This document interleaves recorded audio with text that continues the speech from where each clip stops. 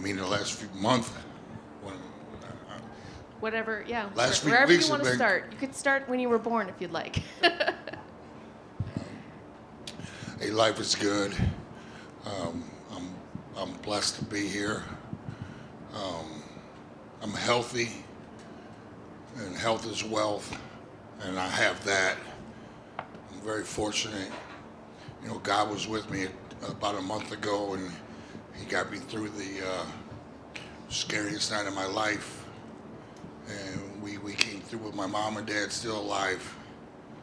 And I didn't quite have enough in me to get my dog Hammer, but he'll always be with me the rest of my life. He meant the world to me, my first dog ever, and until you have a dog, you don't get it. And I didn't get it till I got one. So, you know, I got three daughters, and Hammer was my son. So he woke me, and he's a hero. And UFC 300. I've been asking for tickets for this for a long time, and then Dana White and UFC came through, and I'm so excited to be here. The best card ever put together, and there's 300,000 bonus on the line. These guys are going to turn it up. I can't wait to get out there and be ringside and watch these guys go at it. And then the icing on the cake, my daughters are still here. My daughters are here with me, and they mean the world to me.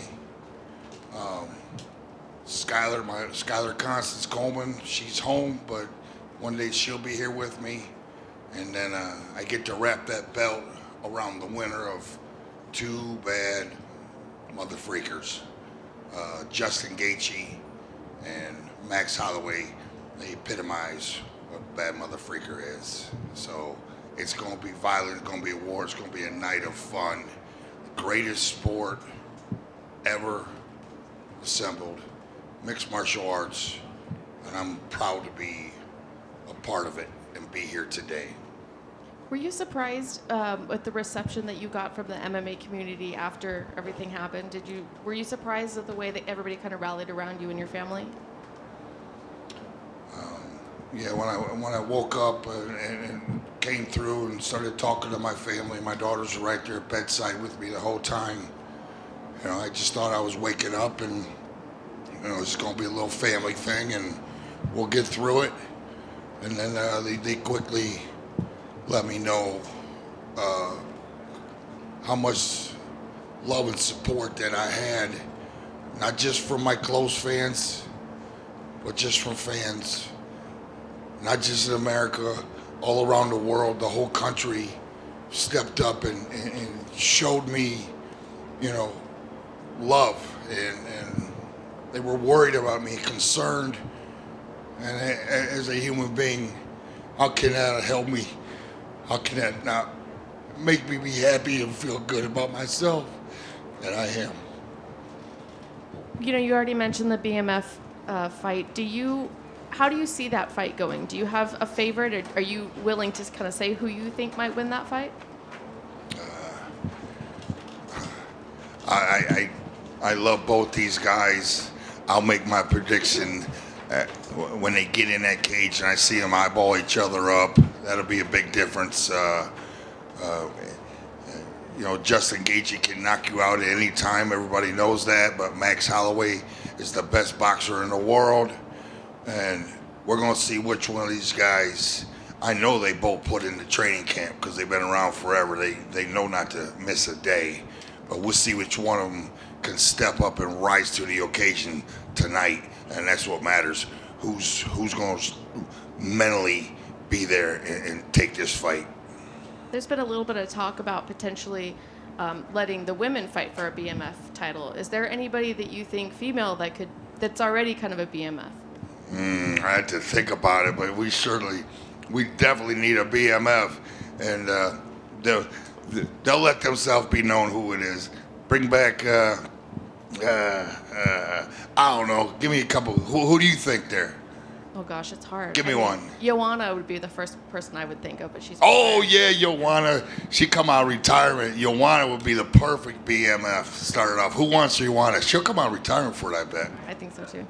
And last question for me: looking back at all the years of the UFC, is there a moment that you think it made you a fan of the UFC? Maybe not something that you yourself did, but something you watched that you saw that just made you smile. No, I've been a fan since UFC 1, the very first fight, the whole broadcast. It was a beautiful thing to me that night and that day. And then I fought in UFC 10.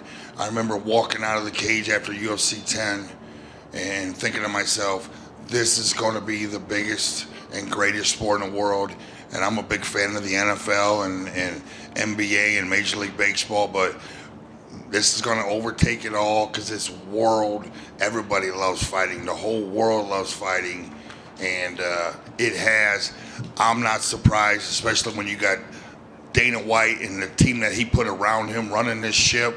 They're killing it, and I just expect it to get better and better every time, every year. Mark, in the front right here. This was really Justin and Max's idea together, kind of to have you wrap the BMF title around the winner. I guess at one point from hearing about that to it becoming a reality, did you think this would actually happen after the first time you had heard about their idea? I just had hope. Thank you, Max Holloway, for getting this all started. A huge fan and friend of him, and it just melted my heart hearing him say that. And then Gaethje agreeing with it and okaying it. I got the ball rolling, and then the fans got aboard, and they asked for it and called for it, and that's the only reason I'm here today. So I'm grateful for Max and Justin asking for it, and the fans, you bringing this to fruition. Mark over here. Mark over here.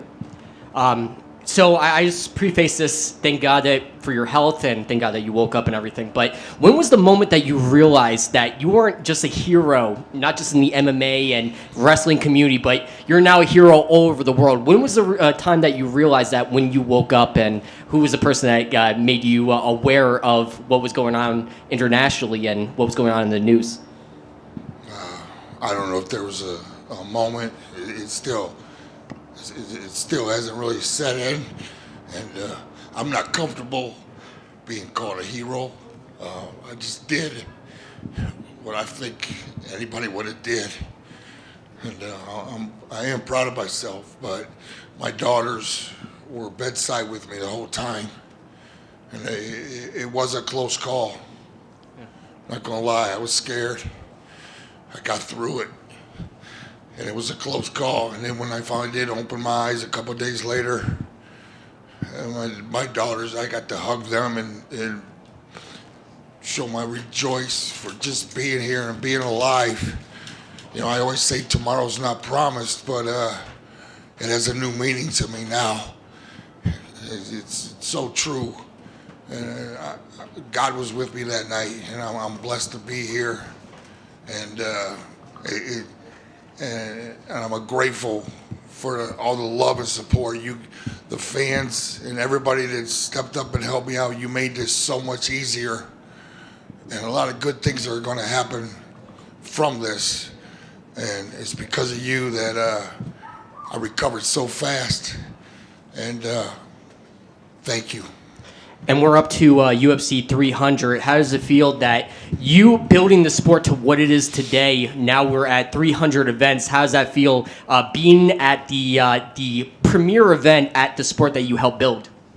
Man, I'm proud to be at the beginning, UFC 10, but I wanted to stick around a long time. I wanted to be part of when it became something a little bigger, so that's why I hung around till UFC 100. So I don't consider myself just the old iceberg. Just I made it to the middle, and now watching it grow and grow, I'm proud to be part of this sport. Am I cutting out here? Yeah. No. Just proud to be part of this whole organization, and let's keep going. Let's keep getting better and better. The athletes get better, and I think we're just going to continue to climb.